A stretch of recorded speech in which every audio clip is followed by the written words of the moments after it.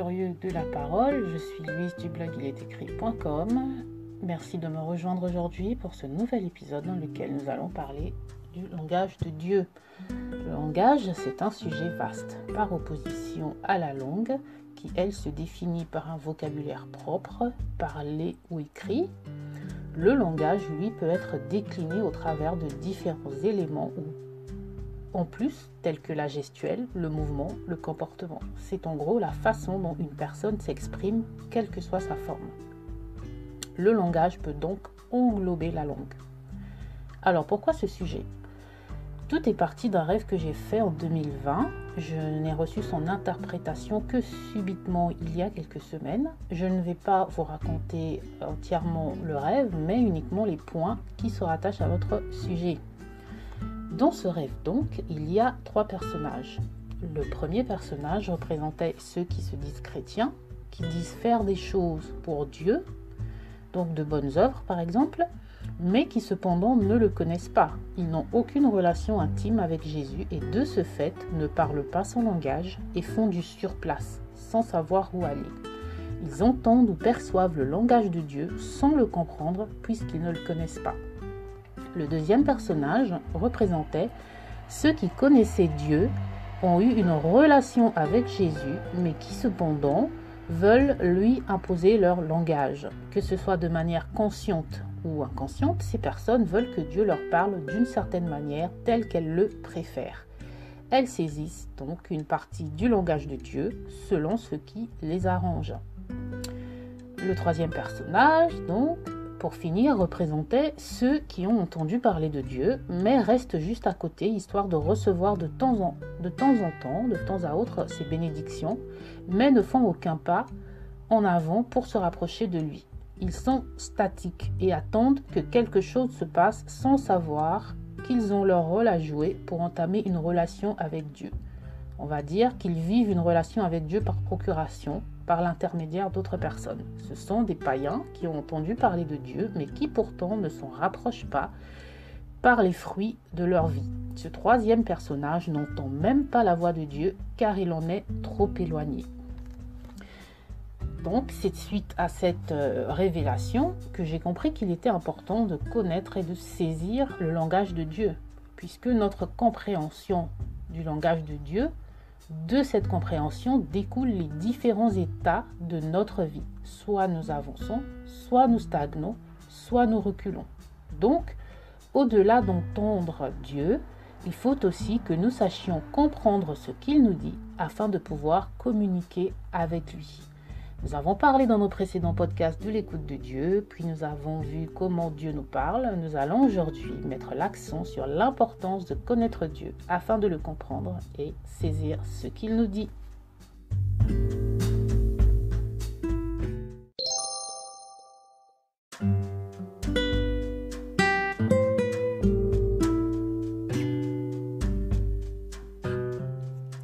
Donc, lorsque nous apprenons à entendre la voix de Dieu, nous sommes souvent confrontés à un problème de taille qui est la multitude de voix dans notre tête. Nous ne savons pas toujours qui parle, serait-ce notre chair, serait-ce les idées venues d'autres personnes que nous avons entendues, serait-ce le diable ? Puisque Dieu ne nous parle pas toujours de manière audible, mais plutôt dans la subtilité de notre cœur et de nos pensées, il est primordial que nous sachions le reconnaître. Dieu nous parle de manière spécifique, il s'adapte à nous selon notre langue, notre culture. Il parlera en chinois à un chinois, en espagnol à un espagnol par exemple. Il utilisera même un vocabulaire à notre portée, car il sait le poids que porte chaque mot dans notre langage personnel. Et puisqu'il fait cet effort pour nous, nous devons également nous adapter à son langage. Dans Job, au chapitre 33 des versets 14 à 16, nous lisons « Car Dieu parle une fois et 2 fois et l'on n'y prend pas garde. Dans un songe, dans une vision de nuit, quand un profond sommeil tombe sur les hommes, quand ils dorment sur leur lit, alors il ouvre l'oreille aux hommes et scelle l'instruction qu'il leur donne. » Je vous invite à à écouter notre podcast intitulé « Comment Dieu parle-t-il » pour découvrir les différentes façons par lesquelles il nous parle. Il est important de savoir par quels moyens Dieu communique avec nous. par des rêves, par des pensées, par des circonstances, au travers d'autres personnes par exemple. Mais puisque tout rêve n'est pas de Dieu et que toute pensée non plus n'est pas de Dieu, eh bien nous devons étudier son langage afin de pouvoir construire un dialogue avec lui. Ce n'est pas toujours facile de faire le tri dans nos pensées, mais nous pouvons les confronter à la parole, à la Bible. Je vous donne un exemple. Si on convoite une chose, nous savons que dans la Bible, il est écrit que la convoitise n'est pas de Dieu. Cela est donc une pensée charnelle, une pensée qui vient donc de notre chair. Un autre exemple, si nous avons la pensée de prier pour notre voisin qui est malade, nous n'avons pas besoin de douter de cette pensée en se demandant si elle est de Dieu ou pas, puisque la Bible nous commande de prier les uns pour les autres, que cette pensée est porteuse de compassion, donc oui, cette pensée est de Dieu. Dans le cas des rêves, par exemple, dans la Bible, nous voyons que lorsque Dieu donne un rêve, il donne une interprétation, mais aussi un rêve de Dieu, même s'il prévient ou recadre sévèrement une personne, il ne laisse pas dans la peur. Dieu donne toujours une note d'espoir en disant « Si tu te repens, je vais te sauver ». Il montre un problème et sa solution. Il ne nous laisse pas dans le noir. Donc, c'est ainsi que nous pouvons aussi voir si un rêve est de Dieu ou pas. On peut également étudier la symbolique du contenu de nos rêves. Par exemple, les couleurs ou que représentent certains objets, tels que un manteau, des chaussures, ou une robe ou un arbre. Aussi surprenant que cela puisse paraître, nous pouvons avoir des pistes lorsque nous lisons nos Bibles, même si c'est Dieu lui-même qui nous donne l'interprétation, comme nous le voyons dans ce passage de Genèse 41, des versets 15 à 16. Je cite, « Pharaon dit à Joseph, « J'ai eu un songe. Personne ne peut l'expliquer et j'ai appris que tu expliques un songe après l'avoir entendu. » Joseph répondit à Pharaon en disant « Ce n'est pas moi, c'est Dieu qui donnera une réponse favorable à Pharaon. » Nous savons que dans l'histoire, Dieu passe par Joseph pour donner l'interprétation à Pharaon. Mais une chose est sûre, cette interprétation, Joseph l'a bien reçue de Dieu. Pour vous donner un exemple concret mais fictif, disons que dans ma culture, le blanc est la couleur du deuil et que je fais un rêve dans lequel je me vois en robe blanche. Et sans tenir compte du contexte du rêve, ni même en examinant ce que je ressentais dans le rêve comme sentiment ou émotion, je conclus que sûrement un événement négatif va bientôt m'arriver. Peut-être la mort elle-même viendra-t-elle frapper à ma porte. Cependant, dans la Bible, la couleur blanche représente la sainteté. On parle de la robe blanche des saints. Si je ne connais pas ma Bible, je ne pourrai pas forcément associer les deux éléments parce que je ne connais pas le langage de Dieu. Cette forme de langage qui est le rêve ou le songe peut être compris de deux façons. Premièrement, grâce à la connaissance des Écritures. Deuxièmement, grâce à sa relation avec Dieu, puisque c'est lui qui nous donne l'interprétation. Une des façons les plus concrètes à notre portée que nous pouvons utiliser pour apprendre le langage de Dieu est la lecture de la Bible. Comprenons que notre relation avec Dieu n'est pas plus différente que celle que nous avons avec notre prochain, en termes d'interaction et non de profondeur, soyons clairs là-dessus. Si le langage est important dans nos relations humaines, il l'est d'autant plus dans notre relation avec Dieu. Par exemple, dans un couple, pour la femme, ne jamais avoir de refus de son mari lui prouve qu'il l'aime. Mais l'homme, de son côté, se dit « Je dois savoir lui dire non pour son bien parce que je l'aime ». Pour la femme donc, un non égale « Je ne t'aime pas » et pour le mari, un non égale « Je t'aime, c'est pour ton bien ». Cela peut créer un malaise lorsque chacun s'accroche à son propre langage sans essayer de décoder celui de l'autre. Eh bien, c'est pareil avec Dieu.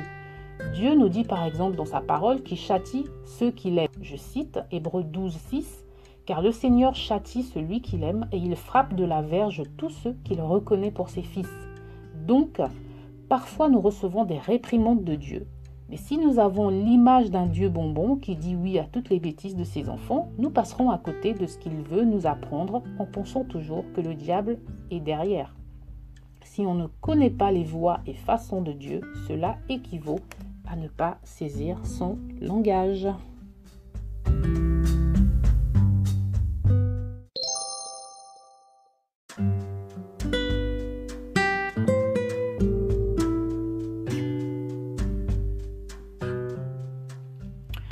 Jésus dit dans Jean au chapitre 10, verset 27, « Mes brebis entendent ma voix, je les connais et elles me suivent.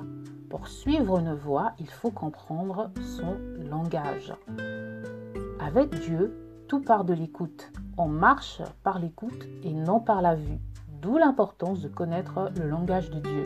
La Bible dit dans Romains 10, au verset 17, ainsi, la foi vient de ce qu'on entend et ce qu'on entend vient de la parole de Christ. Il est donc nécessaire de cultiver une relation intime avec Jésus, afin que sa parole nous soit révélée et que nous saisissions son langage. Nous voyons dans la Bible certains personnages qui connaissent Dieu, parlent avec lui, mais qui pourtant ne saisissent pas son langage. Nous avons l'exemple de Caïn et Abel dans Genèse au chapitre 4. Abel saisissait le langage de Dieu. C'est pour cela que son offrande, lui, avait été agréable. Caïn, lui, cependant, il entendait Dieu, et conversait avec lui, mais ne le connaissait pas assez bien pour lui faire une offrande agréable à son cœur. Et il finira d'ailleurs par tuer son frère, parce qu'il choisira, malgré le fait d'entendre, de parler avec Dieu, il choisira de ne pas valider la pensée de Dieu. Donc, ce qui signifie que comprendre le langage de Dieu, ce n'est pas seulement être capable de décoder ce qu'il dit, mais c'est savoir ce qu'il attend de nous et savoir ce qui lui est agréable et appliquer justement sa parole.